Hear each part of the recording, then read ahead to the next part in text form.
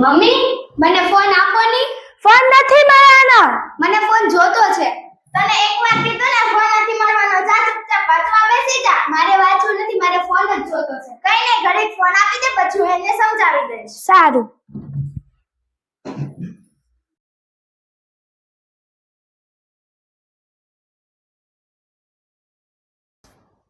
રાધા ચાલ ને રમવા.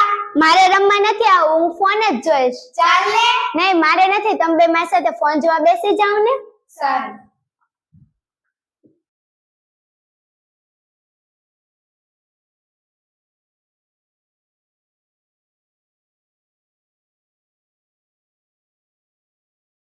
રાધા, તાર પરીક્ષા આવી રહી છે, તાર વાંચવાનું નથી? હું પછી વાંચવા બેસી જઈશ.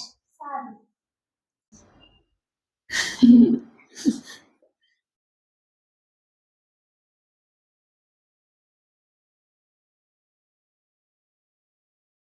એક કલાક થઈ ગયો છે, ફોન નથી મૂકવાનો. હજી તો 10 જ મિનિટ થઈ છે. હા માસી, હજી તો 10 જ મિનિટ થઈ છે.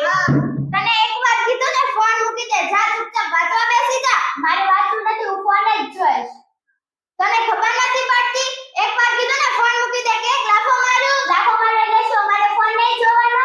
અરે હવે મારે આનું શું કરવું? શું થયું બા? અરે હવે મારે આનું શું કરવું? તે આખો દિવસ ફોન જ જોયા કરે છે. મારી ઓળખાણમાં એક શિક્ષક છે, તેને બોલાવે તો. હા, હવે તો એમ જ કરવું પડશે. રાધા, તારો સ્કૂલનો ટાઈમ થઈ ગયો, સ્કૂલે નથી જવાનું? નહીં, મારે સ્કૂલે નથી જાવું. કેમ? મને આજે માથું દુખે છે એટલે મારે આજે સ્કૂલે નથી જાવું. સારું, તો આજનો દી તું આરામ કર લે. હું અને તારા બા કામ માટે બહાર જઈએ છે, તો ઘરનું ધ્યાન રાખજે ને મોબાઈલ ની બહુ જોતી. ચાલ. અમે અંદર આવ્યા. આવો. અમારે તમારી સાથે કંઈક વાત કરવી હતી. બેસો. હું તમને એમ કહેતી હતી કે મારા છોકરાની છોકરી છે ને, તો બહુ જ મોબાઈલ જોયા કરે છે. તે કઈ લખતી પણ નથી કે કઈ વાંચતી પણ નથી, અને તેના દિવસે ને દિવસે ટકા ઘટતા જાય છે. અને તે તેના બા સામે અને મારી સામે પણ બોલી જાય છે. હવે મારે આનું શું કરવું? તમારે જેવો પ્રશ્ન છે તેવો દરેક ઘરમાં પ્રશ્ન થાય છે, અને દરેક માતા પિતાઓ જ્યારે મને પૂછવા આવે છે ત્યારે હું બધાને એક જ વાત કહું છું કે જો તમારે તેની પાસેથી ફોન છોડાવવો હોય તો તમારે તેને બીજી કંઈક વસ્તુ આપવી પડશે. જો તમે તેને કંઈક ઘરમાંથી સારી વસ્તુ નહીં આપો તો તે બહારથી ખરાબ વસ્તુ પકડશે અને તેની સંગત પણ બગડશે. બીજી તો વળી એવી કઈ વસ્તુ આપી શકાય? આ વિશ્વમાં એવી એક જ વસ્તુ છે કે જો તમે તેને આપશો તો તેનું જીવન પણ બદલશે અને તેનો ફોનની આદત પણ છૂટી જશે. તે વસ્તુ છે ભગવદ ગીતા. તમારા બાળકને ફોન છોડાવવા માટે હું તમને એક સમાધાન આપું. એને કહેવાનું કે તું આ જેટલો સમય પુસ્તક વાંચીશ તેટલો સમય હું તને ફોન જોવા દઈશ. થેન્ક યુ, તમારો આભાર. હવે તમે કીધું છે ને એમ જ અમે કરીશું. રાધા, શું મમ્મી? શું કરે છે? ફોન જોઉં છું. ફોનમાં શું કરે છે? લેક્ચર ભણું છું. જોવા દે તો મને લેક્ચર. નહીં. જોવા દે. નહીં. જોવા દે. આ લેક્ચર છે કે રીલ્સ છે? સોરી. સોરી એટલે શું? તને એકવાર કીધું ને, જો તારે ફોન જોવો હોય ને તો એક શરત ઉપર. હું તને છે ને એક ચોપડી આપીશ.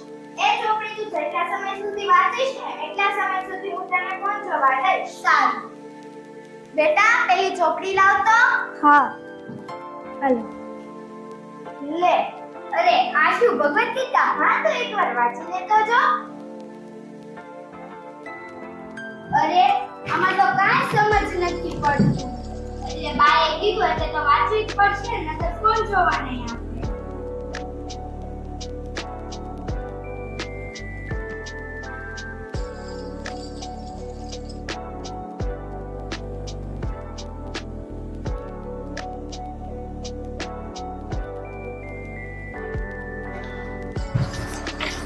દાદા ચાલ ને રમવા જઈએ. નહીં, મારે રમવા નથી આ, હું ભગવદ ગીતા જ વાંચીશ. ચાલ ને. નહીં, તમે બે મારી સાથે ભગવદ ગીતા વાંચવા બેસી જાવ ને. સારું.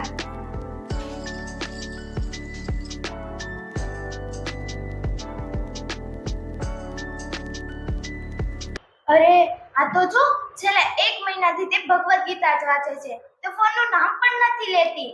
હા, તમારી વાત તો સાચી છો. તો ચાલ આપણે એને જઈને કહીએ કે લે તારે ફોન જોવો હોય તો જો. હા ચાલ. દાદા તાર ફોન જોયે તો જો ઘડી કાપી દે ભગવદ ગીતા નહીં, મારે ભગવદ ગીતા જ વાંચી, મારે ફોન નથી જોવો. લે તને ભગવદ ગીતામાં આટલો બધો રસ લાગવા માંડ્યો? હા, મને ભગવદ ગીતા વાંચવી બહુ ગમે, કારણ કે છે ને આમાં મારા પ્રશ્નોના ઉત્તર પણ મળે છે. આ નાટક જે તમે જોયું ને, એ નાટક નહીં, દરેક ઘરની અંદર ઉત્પન્ન થયેલી એક સૌથી મોટી સમસ્યા છે સાહેબ. અને આ સમસ્યામાં હું એવું માનું છું કે તમે બાળકની પાસેથી ફોન લેવાનો પ્રયત્ન કરો છો, પણ તમારું બાળક ફોન નથી છોડતું.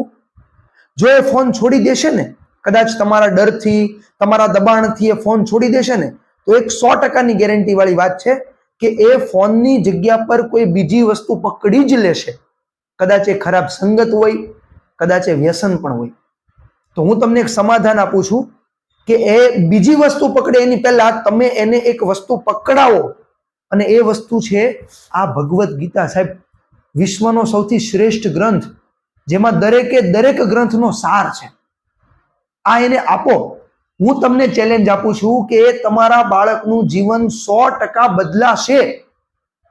અને તમે જાણો છો કે નક્ષત્ર એજ્યુકેશન હબની અંદર ભગવદ ગીતાના ફ્રીમાં ક્લાસ ચાલે છે. તમારા બાળકને એ ક્લાસમાં મોકલો, એને ગીતા શું છે એ સમજાવો, એના જીવનમાં એનું શું મહત્વ છે, શું એનું મૂલ્ય છે, એને સમજાવો. ચેલેન્જ સાથે તમારા બાળકના જીવનમાં પરિવર્તન આવશે, આવશે ને આવશે. જો તમને આ વિડીયો પસંદ આવ્યો હોય તો વધુ ને વધુ લોકો સુધી આ શેર કરો. આ મેસેજ ઘરે ઘરે પહોંચવો પડે. ગીતાનું મહત્વ ઘરે ઘરે પહોંચવું પડે. બાળકના હાથમાં ગીતા આવવી પડે. Thank you very much. જય શ્રી કૃષ્ણ.